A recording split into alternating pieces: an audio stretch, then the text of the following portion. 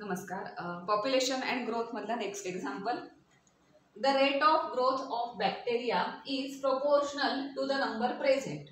If initially there were 1000 bacteria and the number is double in 1 hour, find the number of bacteria after 2.5 hours. एकदम simple example आहे, ग्रोथचं example आहे. त्यामुळे आपण ग्रोथचं जे equation आहे, अल्जेब्राइक इक्वेशन, ते इथे कन्सिडर करणार आहोत.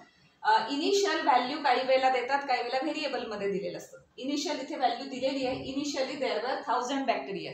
सो x0 आपण जो घेतोय त्या इक्वेशनमध्ये तो दिलेला आहे 1000. त्याचा आपण यूज करणार आहोत. Plus bacteria double in 1 hour हे जे स्टेटमेंट आहे ते त्या इक्वेशनमध्ये आपण सगळ्या व्हॅल्यूज प्लेस केल्या की आपल्याला काही व्हॅल्यूज मिळतील, जे आपल्याला फायनल जे फाइंड आउट करायचं आहे. Find the number of bacteria after 2.5 hours, त्यासाठी ते यूज करताय.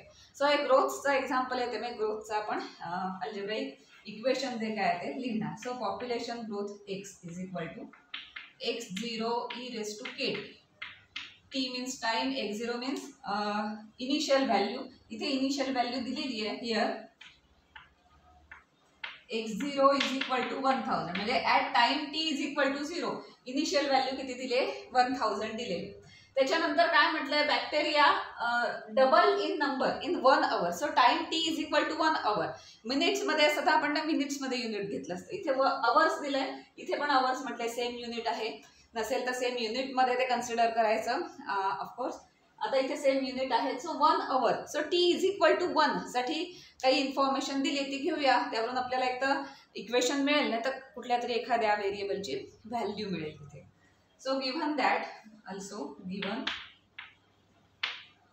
at t is equal to 1, म्हणजे 1 hour, at t is equal to 1, bacteria किती होतात? जी काही व्हॅल्यू असेल त्याच्या डबल होतात.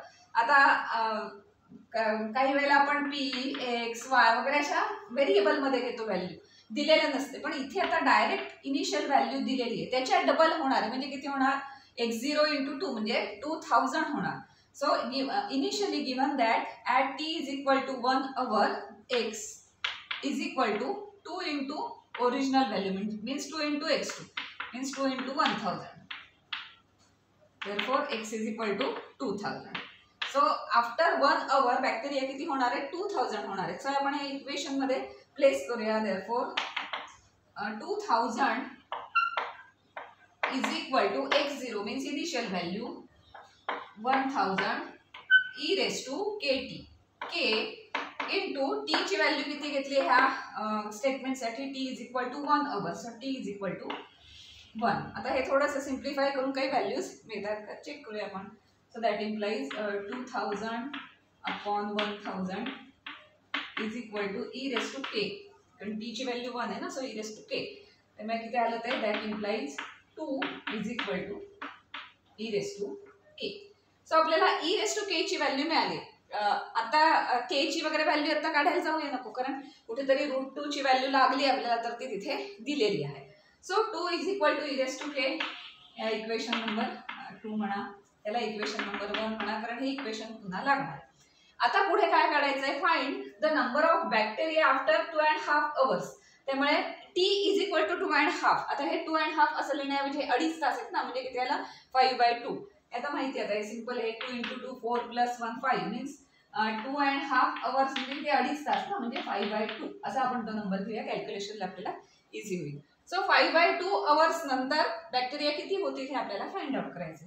So for t is equal to 5/2 hours, bacteria, number of bacteria हे आपल्याला फाइंड आउट करायचं. इज इक्वल टू किती हे आपल्याला काढायचं. So consider x is equal to x0 e raised to kt. हे इक्वेशन आपण कन्सिडर करणार. त्यासाठी x ही व्हॅल्यू काढायची, number of bacteria. t given x0 माहिती आहे कारण ओरिजिनल व्हॅल्यू दिलेली आहे. e raised to k ची व्हॅल्यू माहिती आहे. t इथे आपण प्लेस करणार. So that implies x is equal to x0 is 1000. सगळ्या व्हॅल्यूज फक्त आता सबस्टिट्यूट करायच्या. e raised to k into किती आहे? 5 raised to 5/2. आता तो 5/2 आतमध्ये आणला, k बाहेर नेला वगैरे असं काही चालेल. आता यातली कुठली व्हॅल्यू आधी कुठे आपण काढून ठेवले का चेक करूया. आता e raised to k ची व्हॅल्यू इथे दिसते, ती आपण इथे सबस्टिट्यूट करूया, म्हणजे ते सिंपल होईल आणि सॉल्व्ह होईल इक्वेशन.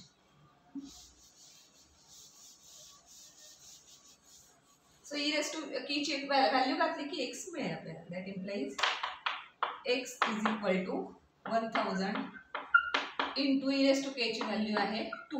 ते कशावरनं घातलं, इक्वेशन 2 वरून ते लिहायचं 5/2. सगळ्या व्हॅल्यूज आता मिळाल्या फ्रॉम इक्वेशन 2.